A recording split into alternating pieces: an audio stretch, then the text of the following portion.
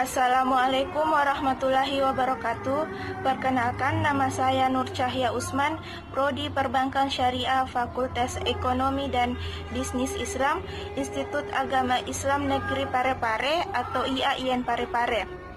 Pada kesempatan kali ini, saya akan membahas kinerja Bank Beraset Jumbo pada mata kuliah Manajemen Aset dan Liability yang dibimbing oleh Bapak Darwis SE MSI.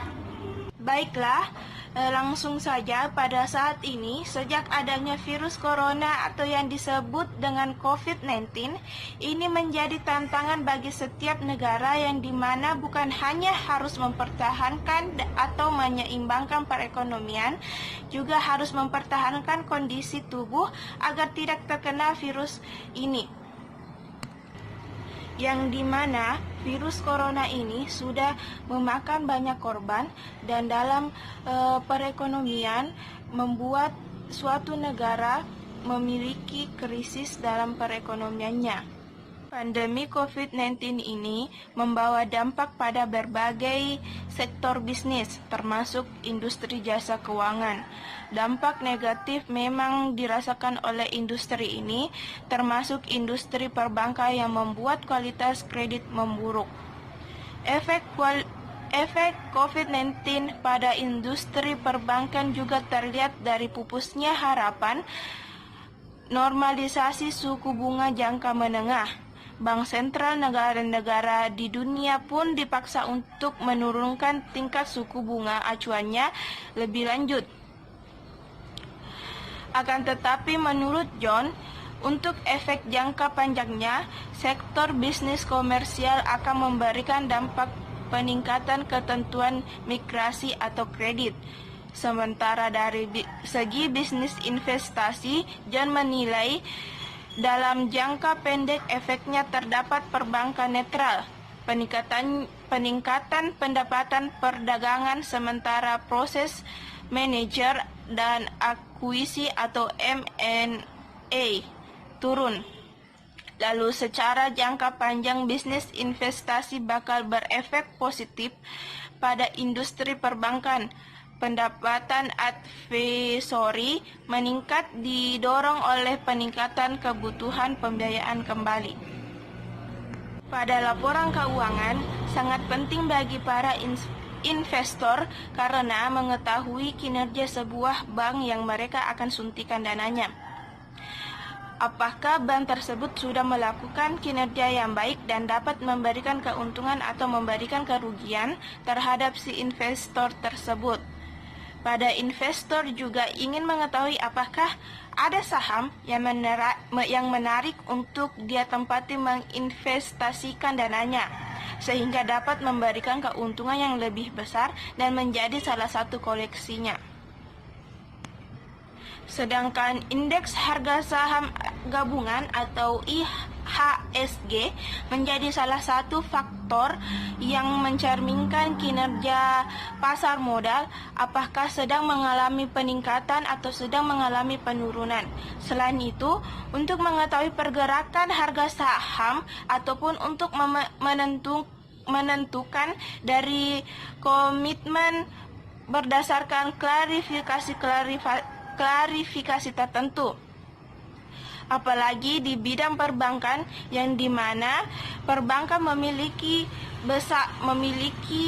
sesuatu yang hal besar di IHSG ini di tengah tekanan ekonomi di masa pandemi sekarang, sehingga menarik dikoleksi oleh para investor.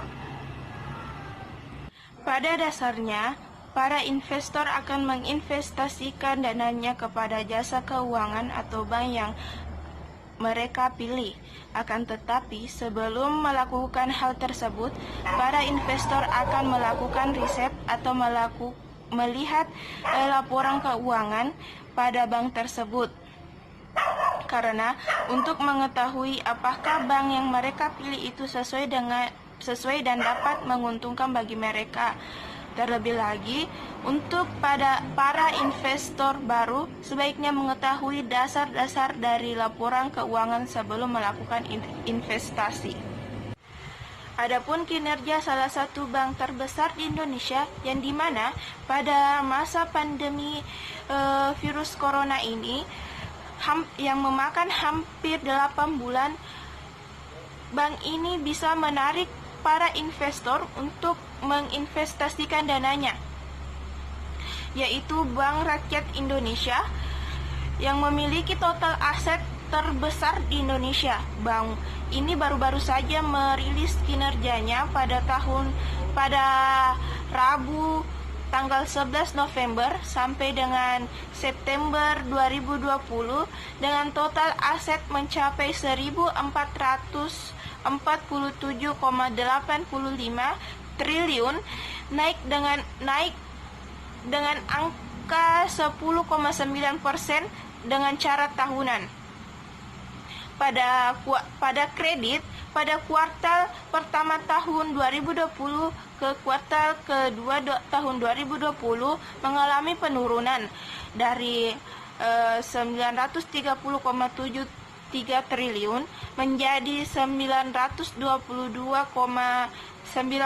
triliun.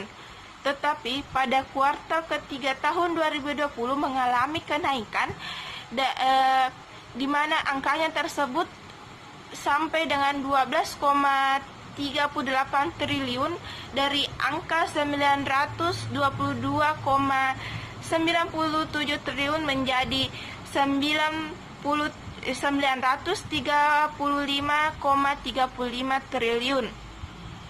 Pada kuartal ketiga tahun 2019 ke kuartal ketiga tahun 2020 mengalami kenaikan sebanyak 5% secara tahunan.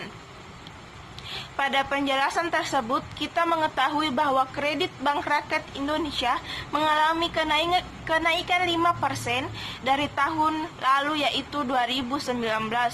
Sebelum pandemi COVID-19 sampai tahun 2020 di tengah pandemi COVID-19. Pada DPK atau dana pihak ketiga, pada kuartal tahun pertama yaitu 2020 ke kuartal kedua mengalami kenaikan dari kuartal pertama ke kuartal kedua menjadi 1.072,5 triliun dan pada kuartal ketiga sebesar 1.131,93 triliun. Pada kuartal ketiga tahun 2019 mengalami kenaikan 18% pada kuartal ketiga pada tahun 2020. Pada penjelasan tersebut kita mengetahui pada DPK atau dana pihak ketiga ini Bank Rakyat Indonesia mengalami kenaikan yang besar dari tahun 2019 ke tahun 2020 sebesar 18%. Adapun rekomendasi atau saran yang saya akan berikan kepada manajemen pihak bank yaitu untuk menjaga kestabilan suatu saham dan juga memiliki laporan keuangan agar para investor atau calon investor ini dapat mengetahui apakah bank Anda ini bisa dipercaya untuk mengelola dananya dan apakah saham yang Anda tawarkan ini bisa dipercaya dan bisa menguntungkan bagi mereka. Ini pun sebagai bank untuk bertahan dalam krisis ekonomi atau pada saat ini yaitu pandemi COVID-19 yang dimana bisa menghancurkan atau memperburuk keadaan dalam perekonomian. Contohnya seperti Bank Rakyat Indonesia yang dimana bukan hanya investor lokal yang menginvestasikan dananya, bahkan investor di luar melakukan suntikan dana terhadap banknya tersebut. Tadi video atau penjelasan dari saya mengenai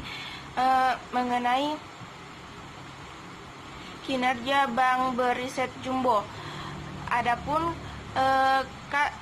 lebih dan kurangnya mohon dimaafkan.